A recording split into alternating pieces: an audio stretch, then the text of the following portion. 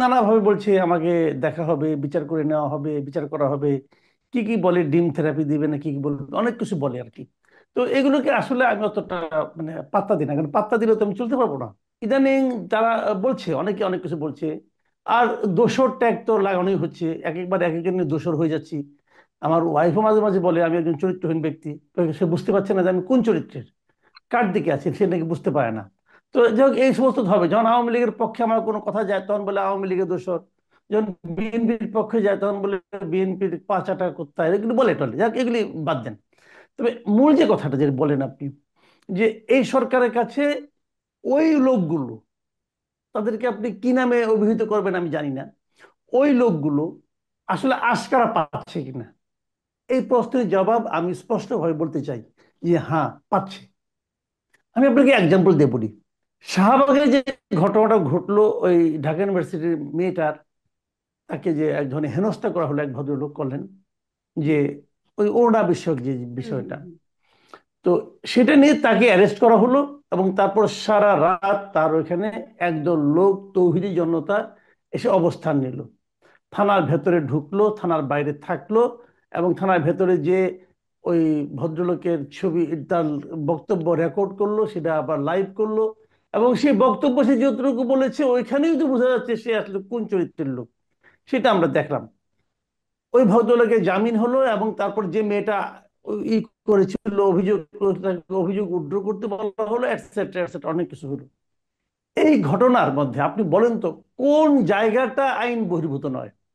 থানার মধ্যে যে আপনি আসামিকে এভাবে রেকর্ডিং করতে পারেন, থানার ভেতরে যে আপনি ওদের কাছ থেকে বাদীর ঠিকানা সংগ্রহ করতে পারেন, থানার সামনে অবস্থান ধর্মঘট করতে পারেন, পারেন না। এখন এই যে লোকগুলো, এই লোকগুলো কারা, কি তারা বলছে আমরা তৌহিদি জনতা।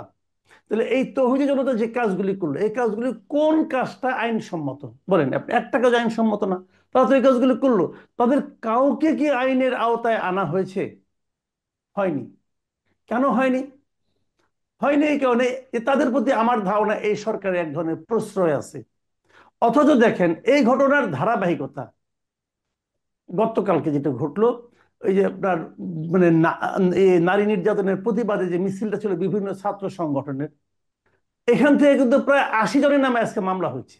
বলছে তারা নাকি পুলিশের উপর হাত তুলেছে, পুলিশের গায়ে হাত তুলেছে, এই জন্য 80 জনের নামে মামলা হয়েছে কিন্তু আজকে। এখন এরা কারা? যাদের নামে মামলা হয়েছে এখানে কিন্তু একজনও তৌহিদি জনতা নাই। এরা সবাই আমি দেখতেছি খুব ছোটখাটো পার্টির লোক, এরা বামপন্থী বিভিন্ন সংগঠনের, সমাজতান্ত্রিক ছাত্র ফ্রন্ট, ছাত্র ফেডারেশন, ছাত্র মৈত্রী, অথবা ছাত্র ইউনিয়ন, যে পার্টিগুলোকে আমরা জানি যে সবসময় প্রতিবাদী কিন্তু জঙ্গি না, অথবা অ্যাটাকিং না, অ্যাগ্রেসিভ না, তাদের বিরুদ্ধে আপনার 80 জনের বিরুদ্ধে মামলা করতে হলো। এই 80 জন মিলে তাদের নাকি 3 জনকে মারছে, 3 জন পুলিশের নাকি মারছে, তারা বলতেছে পুলিশের পক্ষ থেকে। তো ঠিক আছে, যদি মেরে থাকে মামলা তো অবশ্যই হবে। কিন্তু আপনাদের থানার মধ্যে ঢুকে যে সমস্ত আকাম কুকাম করলো, তাদের একজনের বিরুদ্ধে তো আপনারা মামলা করলেন না ভাই। কেন করলেন না? মানে করতে চান না বলে করলেন না। এই দুইটা ঘটনা, একই ঘটনার প্রেক্ষিতে দুইটা প্রতিক্রিয়ার কথা আমি বললাম আপনাকে। এখন আপনি বলেন, এতে কি মনে হচ্ছে না যে যৌক্তিকভাবে যারা অগ্রসর হচ্ছে তাদের বিরুদ্ধে বলা হচ্ছে তোমরা এগুলো করো না, যৌক্তিকভাবে অগ্রসর হলে, প্রতিবাদ করলে তোমাদের বিরুদ্ধে মামলা করা হবে। আর যারা অযৌক্তিকভাবে অগ্রসর হচ্ছে তাদেরকে বলা হচ্ছে এগুলো করো, কোনো সমস্যা নাই, আমরা তোমাদের কিছু বলবো না। তো এটা কে বলতেছে, কে বলে দিচ্ছে? বলে উপরে থেকে নিশ্চয় আদেশ আসছে। এখন এই দুইটা ঘটনা দেখে একটা মানুষের কি প্রতিক্রিয়া হতে পারে? স্বাভাবিক। প্রথম আলোর সামনে জিয়াফত খেলেন আপনি, হইলো তো, মামলা হয়েছে? হয়নি। আচ্ছা, ওটা বাদ দেন। আপনি 32 নম্বরটা ভাঙলেন, এই ভাঙা নিয়ে কিন্তু আমি অন্য কিছু বলতে চাই। ভাঙলেন তো আপনি, ঘোষণা দিয়ে ভাঙলেন যে আজকে বিকালে ভাঙা হবে। ফ্রান্স থেকে একজন বললো যে না, আজকে তোমরা হাতুড়ি বাটার যার যা আছে নিয়ে যাও, সবাই নিয়ে যায়, বিল্ডিংটা ভাঙলেন। এই ঘটনাটা ভালো হয়েছে কি মন্দ হয়েছে, সরকার এটাকে কিভাবে নিচ্ছে আমরা জানতে পারলাম কখন? পরের দিন। পরের দিন প্রধান উপদেষ্টার পক্ষ থেকে এই ঘটনাকে নিন্দা জানিয়ে দুপুরবেলায় একটা বিবৃতি দেওয়া হলো। সেই বিবৃতির পর রাত্র 1টার সময় আরেকটা বিবৃতি দেওয়া হলো। মানে একই ঘটনার প্রেক্ষিতে কোন সরকার প্রধান যে একই দিনে 24 ঘন্টার মধ্যেই দ্বিতীয়বার বিবৃতি দিতে পারে, আমি এটা জীবনে প্রথম দেখলাম। কেন দিলেন উনি? উনি হয়তো ভেবেছেন যে ওনার পশ্চিমা বন্ধুরা প্রথম বিবৃতিতে অতটা হয়তো সন্তুষ্ট নাও হতে পারে, অতএব উনি আবার বিবৃতি দিলেন। এবং এই দুইটা বিবৃতির ভাষাটা কি? এই ঘটনা যারা ঘটিয়েছে উনি এই ঘটনাকে সমর্থন করলেন না।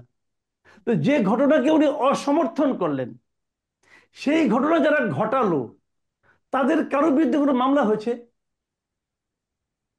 প্রধান উপদেষ্টা যে ঘটনাকে সমর্থন করলেন না, অসমর্থন করলেন, নিন্দা করলেন, সেই ঘটনা যারা ঘটালো তাদের কারো বিরুদ্ধে কি এই সরকার মামলা করেছে? তাদের সবার ছবি ভিডিওতে আছে।